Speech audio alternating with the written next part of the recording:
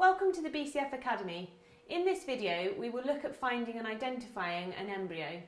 It is common practice to perform an initial pregnancy scan anywhere between 14 and 18 days following ovulation. Please note that the videos in this series are intended as how-to guides and we won't be discussing image interpretation or management of the mare. Today we're scanning with a GE Logic R7 and a linear rectal probe. We've set the frequency to 7 MHz and we're scanning at a depth of around 6 cm, with ideally a single focus point to maximise image quality. The mare is quietly restrained in stocks and we're ready to scan. In order to examine the uterus for an embryo, we'll be using the method described in the first video of this series, so please feel free to refer to this if you haven't already watched. We begin by progressing the probe in a longitudinal plane along the uterine body beyond the cervix. Once at the bifurcation, move the probe along the left or right horn, following it in a transverse plane.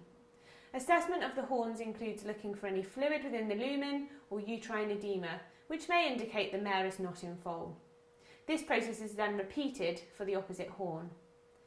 At the end of each horn, we're able to assess the ovaries, in particular noting the presence or absence of any large follicles, so around 30 mm or bigger, and the presence or absence of one or more corpora lutea.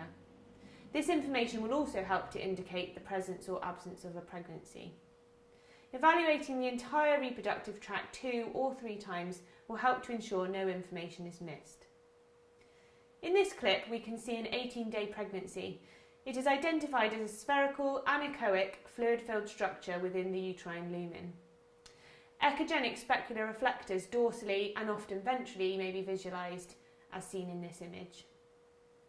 These attributes can be used to help differentiate an early pregnancy from a uterine cyst. If no pregnancy is seen, ensure the uterus has been thoroughly examined 2 or 3 times, taking special care to ensure the uterine body has been examined in its entirety. If a pregnancy is found, it is imperative to ensure that there is only one embryo. Remember to check both ovaries for the presence of a corpus luteum. In this clip there are 2 corpora lutea visible on the ovary, circled in red. When multiple corpora lutea are visualised, careful examination of the entirety of the uterus is especially important to check for the presence or absence of twins. Measuring a pregnancy to monitor growth and estimate age is common practice and can help differentiate a pregnancy from a uterine cyst.